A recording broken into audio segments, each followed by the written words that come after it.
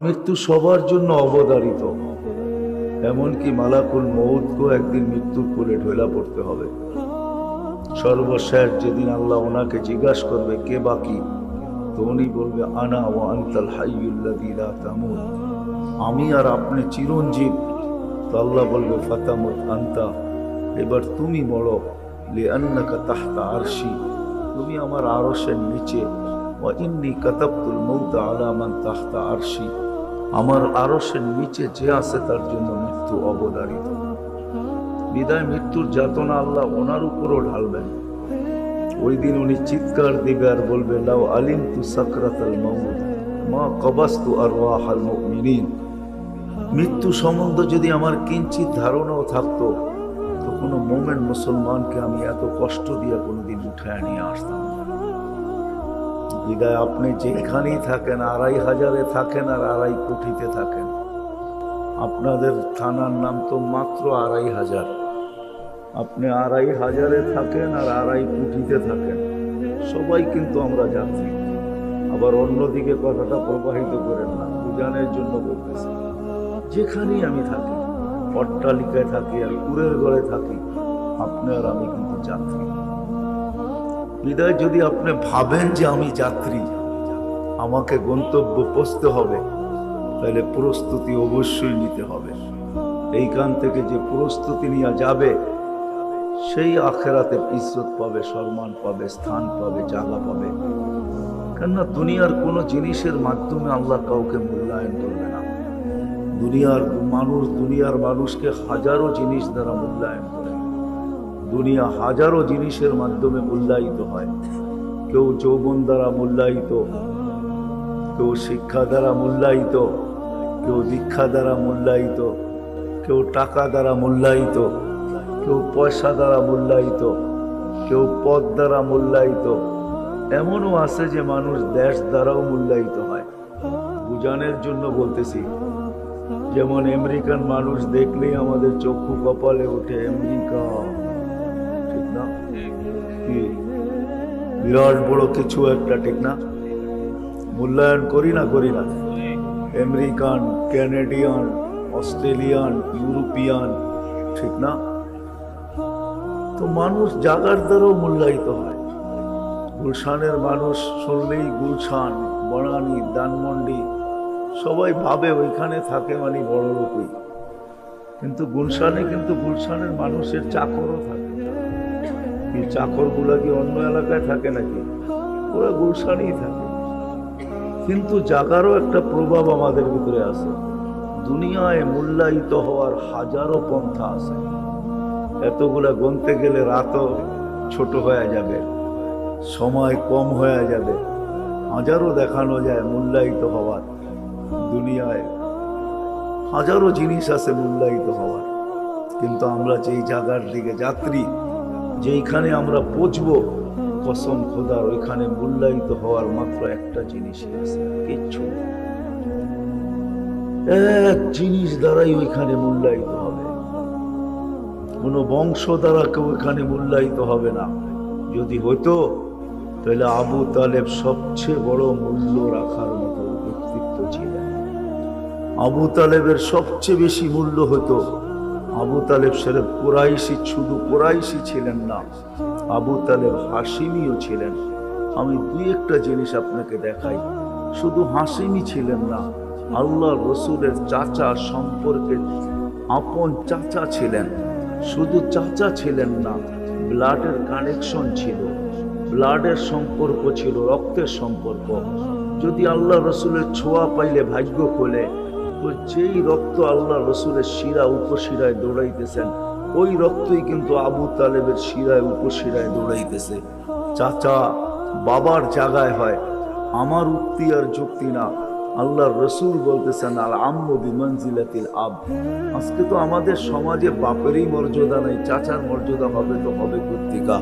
কিন্তু আল্লাহ রসুল কিয়ামতের সকাল পর্যন্ত চাচার মর্যাদা বুঝাইছেন, যে চাচা আর বাপ একই জিনিস। আল্লাহ রসুল সামনে বসায় বলছেন আল আম্মু বিমানজিলাতিল আব, চাচা বাপের জায়গায়। বাপের যতটুকু মর্যাদা, চাচার অতটুকু মর্যাদা।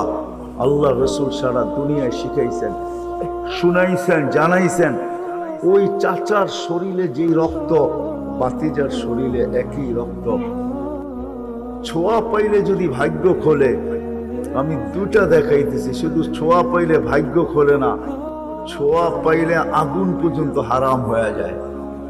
আনাস রাদিয়াল্লাহু তাআলা আনহু দস্তরখান ছিলেন, কখনো উনি আগুন পানি দিয়া পরিষ্কার করতেন না।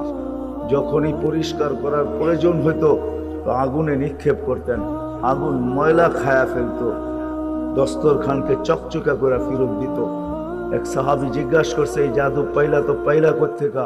বলছে, এটা জাদু না, এটা আল্লাহ রসুলের হাতের ছোঁয়া। আল্লাহর রসুল এই দস্তরখানে খানা খাওয়ার পরে হাত পরিষ্কার করছেন, আল্লাহর রসুলের হাতের ছোঁয়ার কারণে আগুন দস্তরখানের ময়লা তো খাইতে পারে, কিন্তু দস্তরখান খাইতে পারে না।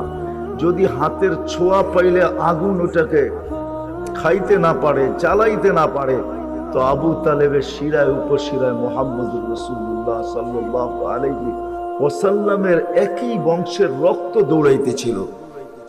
44 বছর বাতিজাকে বুকে রেখা পাচ্ছে। যদি ছোঁয়ায় ভাগ্য খোলে, আগুন স্পর্শ না করে, তো রক্তে তো আরো কিছু হওয়া উচিত ছিল, ঠিক না? কিন্তু আবু তালেব কি জান্নাতে যাবে? হ্যাঁ, কি বলেন আপনাদের ধারণা? না না না না, এটা তো ছোঁয়ার কথা বলতেছি। ইশারা করলে ভাগ্য খোলে। আল্লাহ রসুল যদি ইশারা করেন তো ভাগ্য খোলে। আল্লাহ রসুল গুই সাপকে ইশারা করছেন, আইয়ুহাদ্দাব। ওলামাদেরকে জিজ্ঞাসা করেন, গুই সাপের হাদিস আছে একটা মশহুর। আল্লাহ রসুল গুই সাপকে ইশারা করছেন, আইয়ুহাদ্দাব। ইশারা করতে দেরি, সে জীবিত হয়ে মাথা উঁচা করে চিৎকার দিতে দেরি করে নাই। গুই সাপের নিজের ভাষা আমি আপনাদেরকে বলতেছি, সে আরবি ভাষায় বলতেছিল, লাব্বাইক ওয়া সাদাইক ইয়া যাইনা ওয়াফা ইয়াউমিল কিয়ামা। ও দুজাহানের বাদশা, আমার ভাগ্য খুলে গেছে। আপনি ইশারা করতে দেরি, আমার ভাগ্য খুলতে দেরি হয় নাই। যার ইশারায় ভাগ্য খোলে, যার ছোঁয়ায় আগুন ছুঁতে পারে না, যার ছোঁয়া লাগলে খেজুর গাছের ভাগ্য খুলে যায়। যেই খেজুর গাছে আল্লাহ রসুল পিঠ লাগায় জুমার নামাজের খুতবা দিতেন, যখন মেম্বর তৈরি হয়, আল্লাহ রসুল যখন মেম্বরে পা দিলেন, তো খেজুর গাছের থেকে বাচ্চার মতো কান্না আসতে শুরু করলো। পুরো মসজিদটা সবাই তাকাইতে ছিল যে বাচ্চা নিয়ে আসছে, তো নিয়ে আসছে কে, কোন বাচ্চাই বা কাঁদে। অনেক তালাশের পরে দেখলেন যে কোনো বাচ্চা না, এই কান্না তো খেজুর গাছ থেকে আসতেছে। আল্লাহর রসুল মেম্বর থেকে নামতে বাধ্য হইলেন, খেজুর গাছের উপরে হাত রাখতে বাধ্য হইলেন, আর তাকে সান্ত্বনা দিতে বাধ্য হইলেন যে হ্যাঁ, আমার ছোঁয়ার থেকে আজকে তুমি বঞ্চিত হয়ে গেলা, বিদায় তুমি চোখের পানি জড়াইতেছ, তুমি বাচ্চার মতো কাঁদতেছ। ঠিক আছে, আমি তোমাকে ছোঁয়াও দিব। আমার পায়ের নিচে, মেম্বরের নিচে যেইখানে আমি প্রথম পা রাখবো, ওইখানে তোমাকে দাফন করে দেওয়া হবে, গায়রা দেওয়া হবে। তোমার উপরে পা দিয়ে আমি প্রতিদিন প্রতি জুমায় মেম্বরে উঠবো। যখনই মেম্বরে উঠবো তো তোমাকে পায়ের ছোঁয়া দিয়েই উঠবো। আর শুনো, দুনিয়াতে তো তুমি আমাকে খেজুর খাওয়াইতে পারো নাই, ঠিক আছে, তোমাকে আমি জান্নাতেও নিয়ে যাব। আর তোমার জান্নাতের ভিতরে তুমি আমাকে খেজুর দিবে আর আমি খাবো। আমি কিসসা শোনানো আপনাদের উদ্দেশ্য না, আপনাদেরকে বোঝানো উদ্দেশ্য যে খেজুর গাছ আল্লাহ রসুলের পিঠের ছোঁয়া পাওয়ার কারণে ধন্য হইতে পারে। তো আবু তালেবের শিরায় উপশিরায় তো একই রক্ত দৌড়াইতেছিল, কিন্তু আল্লাহর কাছে আবু তালেবের কোনো পরিচিতি নাই। অথচ রসুলের ইশারায় ভাগ্য খোলে। বৈশাখ নিজে বলতেছে আমার ভাগ্য খোলা গেছে। আল্লাহ রসুল বলতেছে, তুই আরবি ভাষায় এত সুন্দর বলতেছিস, তো আরেকটু জিজ্ঞাসা করি, লিমান তা'বুদ, ইবাদত কার করিস? তো বৈশাখ বলতেছে, ফিস সামাই আরশুহু, যার আরশ আকাশে, ওয়াফিল আরদি সুলতানুহু, জমিনে যার রাজত্ব, ওয়াফিল বাহরি সাবিলুহু, সমুদ্রের ভিতরে যার রাস্তা, ওয়াফিল জান্নাতি রহমাতুহু, জান্নাতের ভিতরে যার রহমত, ওয়াফিল নার ইকাবুহু, জাহান্নামের ভিতরে যার শাস্তি। তো আল্লাহ রসুল বলে, আরেকটু জিজ্ঞাসা করি তোকে, মান আনা, আমি কে বল? তো বলতেছে, আনতা রাসূল রাব্বিল আলামিন, আপনার সমগ্র জগতের রবের রসুল, খাতামুন নবিয়্যিন, আপনার পরে কোনো নবী নাই। মান আমানা বিকা ফাজ, যে আপনার গোলাম হবে ওর ভাগ্য আমার মতো খুলে যাবে। ওয়ামান কাযিবা খাবা ওয়া খাসির, যে আপনার গোলাম হবে না ও চির হতভাগা হবে। ও মেরে দোস্ত, এটাই সত্য।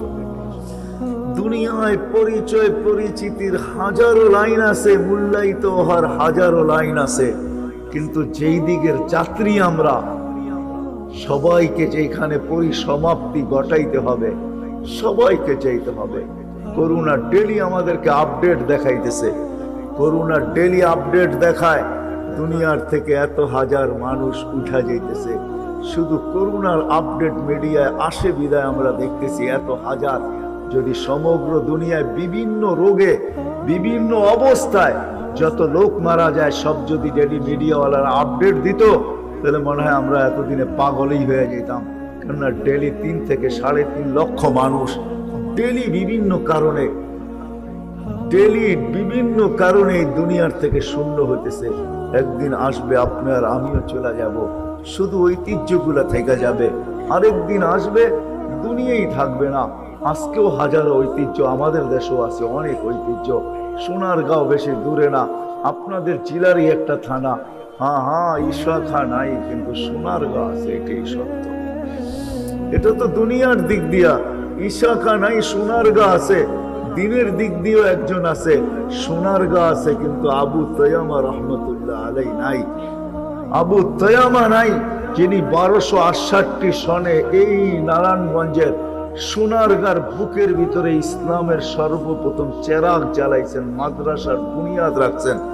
যেখানে উনি মাদ্রাসা বানাইছেন, ওনার ওই লেখা কি বলে এটাকে, প্লেকার্ডটা আছে, যেটার ভিতরে উনি লেখা লাগাইছেন, ওটা লেখা আছে।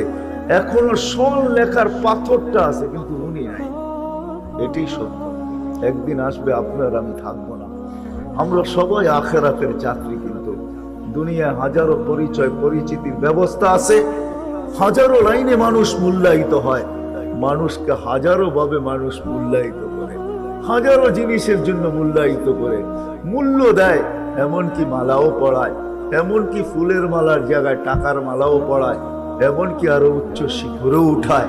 এটা হওয়া সম্ভব, হইতে পারে, কিন্তু যেদিকে যাত্রী আমরা, ওইখানে শুধু একটা জিনিস দ্বারা মূল্যায়িত হবে, আর কোনো জিনিসের মাধ্যমে কেউ মূল্যায়িত হবে না।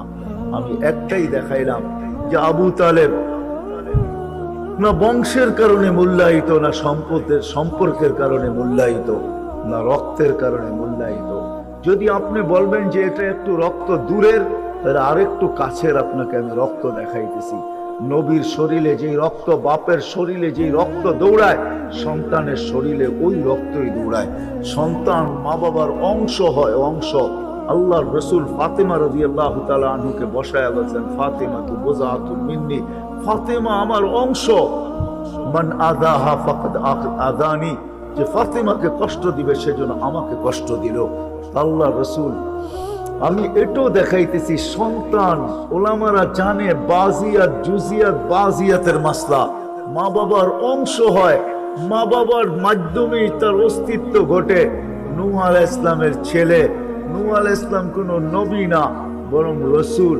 শুধু রসুল না, যাকে আদমে সানি বলা হয়, যার থেকে আবার মানব জাতি শুরু হয়।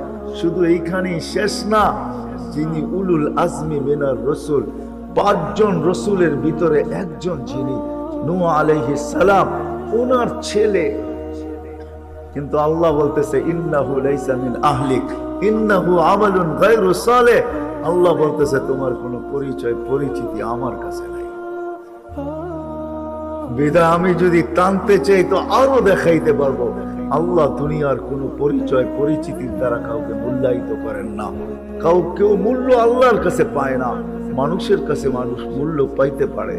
এটা স্বাভাবিক, এটাকে অস্বীকার করার কোনো রাস্তা নাই।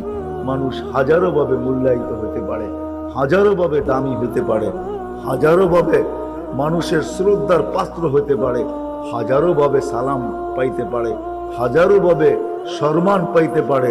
এটা নিয়ে আমার কোনো দ্বিমত নাই। কিন্তু এটা আকাশের নিচে, মাটির উপরে, এই ছোট্ট একটা দুনিয়ার পরিধির ভিতরে হইতে পারে, যেটা 24,000 কিলোমিটার, এর চেয়ে বড় না। আমাদের এই দুনিয়াটা মাত্র 24,000 কিলোমিটার। এই 24,000 কিলোমিটারের পরিধির উপরে হইতে পারে, পরিধির ভিতরে হইতে পারে, জমিনের পিঠে হইতে পারে, জমিনের পেটে না। এই জন্য আবার শুরুতে যেতেছি, আমরা কিন্তু সবাই যাত্রী, মূল্যায়িত হব এক জিনিস দ্বারা। এই জন্য নারীকেও প্রস্তুতি নিতে হবে, পুরুষকেও প্রস্তুতি নিতে হবে, যুবককেও প্রস্তুতি নিতে হবে, ধনীকেও নিতে হবে, গরিবকেও নিতে হবে।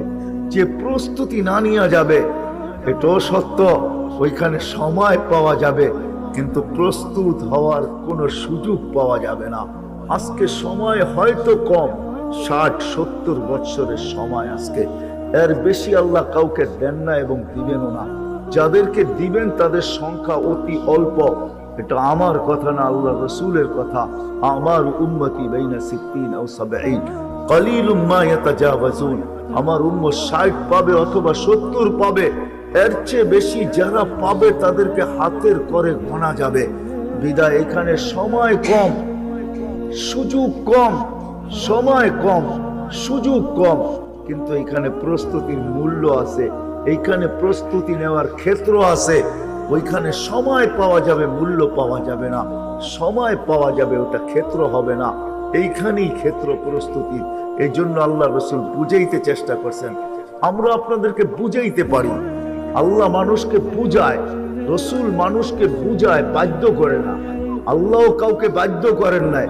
আল্লাহ ইচ্ছা করলে বাধ্য করতে পারত যে আজান হবে মসজিদে আসবে না, এটা কোনো দিনও সম্ভব ছিল না যদি আল্লাহ বাধ্য করতেন। কারণ আল্লাহ আকাশকে খুঁটি ছাড়া বাধ্য করছেন। এটাই আল্লাহ বলছেন, কুনদুরিলাস সামাই ওয়া ইরতিফাইহা, আকাশ দেখ, উচ্চতা দেখ, তারাউনাহু বিগাইরি আমাদ, কোথাও তুমি খুঁটি পাবে না। বিজ্ঞান তৈরি করতে করতে করতে দূরবীনের নামই দিয়া ফেলছে হুবল। নাসার সবচেয়ে পাওয়ারফুল দূরবীনের নাম হলো হুবল। ওটা দিয়া তালাশ করা দেখছে, কোথাও কোনো খুঁটি নাই। আল্লাহর কথাই সত্য, তারাউনাহু বিগাইরি আমাদ, খুঁটি ছাড়া আমি দাঁড় করাইয়া দিছি। একটা না, সাবা সামাওয়াতিন তিবাকা, একের পরে এক 7টা, এক সমান বড় না। একটা ছোট্ট তুলনা দিলে বোঝা যাবে। আপনাদের এই মাঠের ভিতরে যদি একটা মার্বেলকে রেখা দেন, একটা মার্বেল রাখেন মিডলের ভিতরে, মার্বেলটা মাঠের তুলনায় যতটুকু ছোট, প্রথম আকাশটা দ্বিতীয়টার সামনে এরকমই ছোট। কোন পাতলা কাগজ রাখেন না আল্লাহ আকাশকে, এক একটা আকাশ মোটা হলো 500 বৎসরের রাস্তা। ওই বিশাল আকাশকে আল্লাহ খুঁটি ছাড়া দাঁড় করায় রাখছেন।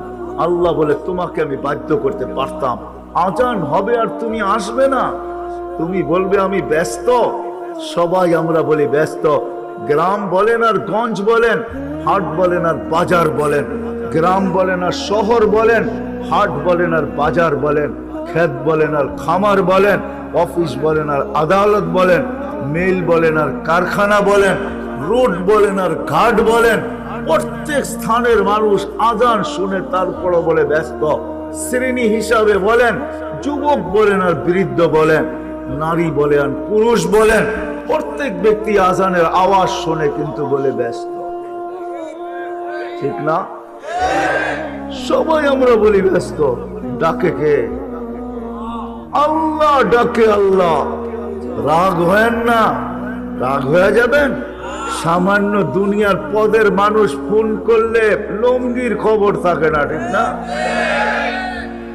লুঙ্গি কোথায়? পায়জামা পরে তো একটা উপরে আর একটা নিচে, প্যান্ট পরে তো একটা নিচে একটা উপরে, কোনো মতে টানতে টানতে খালি দৌড় দিতে থাকে, ডাকছে নাইলে জানি কি করে, সময় মতো না পৌঁছতে পারলে। সামান্য একটা পদের মালিক, যার হায়াত না নিজের হাতে না মৌত নিজের হাতে, যার ইজ্জত না নিজের হাতে না বেইজ্জত নিজের হাতে, যে 1 মিনিট পরে কি ঘটবে এটাও বলতে পারে না, 1 সেকেন্ড পরে কি ঘটবে এটাও বলতে পারে না। যুবক যদি জানতো যে ঢাকা 2500 হাইওয়ে ওভারটেক আমি করতে করতে ওই মোড়েই দাঁড়ায় আছে মালাকুল মউত, ওইখানে যাইতে দেরি, দুনিয়া ওভারটেক করে আখেরাতে পৌঁছতে দেরি হবে না, তো সে কোনোদিন কোনো গাড়িকে ওভারটেক করতো না। ওভারটেক করতে করতেই তো সে ওভারটেক করে দুনিয়া ওভারটেক আখেরাতে চলা যায়। যেই মানুষটা আধা কিলোমিটার দূর কি ঘটবে এটা জানে না, সে যখন ডাকে তো লঙ্গির খবর থাকে না। আল্লাহ ডেলি 5 বার ডাকে। আল্লাহ তো শুধু আল্লাহ না, যদি আল্লাহ হয়তো তো মাইনা নিতাম যে তুমি এক নামের অধিকারী, তোমারটা মানতেও পারি নাও মানতে পারি। আল্লাহ তো এক পদের অধিকারী না যে আল্লাহ একটা পদের অধিকারী, শুধু আল্লাহ। আল্লাহ তো আল্লাহ না, আল্লাহ তো রহমানও, আল্লাহ তো রহিমও, আল্লাহ তো মালিকও, আল্লাহ তো কুদ্দুসও, আল্লাহ তো সালামও, আল্লাহ তো মুমিনও, আল্লাহ তো মুহাইমিনুল আসিজুল জব্বারুল মুতাকাব্বিরুল খালিকুল বারিউল মুসাব্বিরুল গফফারুল কহ্হারুল ওয়াহাবুর রাসাকুল ফাত্তাহুল আলিমুল কাবিদুল বাসিতুল খাফিজুর রাফিউল মুইজ্জুল মুদিল্লুস সামিউল বাসিরুল হাকামুল আদলুল লতীফুল খবীরুল হালিমুল আযীমুল গফুরুশ শাকুরুল আলিয়ুল কবীরুল হাফিজুল মুকিতুল হাসিবুল জলিলুল করিমুর রকিবুল মুজিবুল ওয়াসি আল হাকিমুল ওয়াদুদুল মজিদুল বাঈসুশ শাহীদুল হকুল ওয়াকিলুল কবিয়ুল মতিনুল ওয়ালিয়ুল হামিদুল মুসি আল মুবদি আল মুঈদ আল মুহয়ি আল মুমীত আল হাইয়্যু আল কাইয়্যুম আল ওয়াজিদ আল মাজিদ আল ওয়াহিদ আল আহাদ আল সামাদ আল কাদির আল মুক্তাদির আল মুকদ্দম আল মুআখ্খার আল আউয়াল ওয়াল আখির আল যাহির ওয়াল বাতিন আল ওয়ালি আল মুতাওয়ালি আল বাররু التواب المنتقم العفو الرؤوف مالك الملك ذا الجلال والإكرام المقسط والجامع والغني والمغني المانع الضار النافع النور الهادي البديع والباقي الوارث والرشيد والصبور جل جلاله যে 99 পদের মালিক, যে ডাকলো আপনি দিবে এটাও তো জানেন না, ঠিক না? যার ডাকে সাড়া দিতে যে লঙ্গির খবর থাকে না, হইতে পারে মন মতো হইলে দিতেও পারে, আবার মন মতো না হইলে সাইজও করতে পারে। আল্লাহ তো ডাকে ফুলের মালা নিয়ে ডাকে, মান যারা বাইতি ওয়াজাবা আলাল মাসুর আইয়ুকরিমা যায়ের। আল্লাহ কসম খায়া বলতেছে আমার গায়ে পাও দিতে দেরি, তোকে সম্মানের মালা পড়াইতে দেরি করব না। মান যারা বাইতি ওয়াজাবা আলাল মাসুর আইয়ুকরিমা যায়ের, পড়া দিতে দেরি, পা রাখতে দেরি। হায় হায় হায়, আমি এটা দেখবো না তুই দুনিয়াতে পজিশন কি রাখিস, তুই ঝাড়ুদার।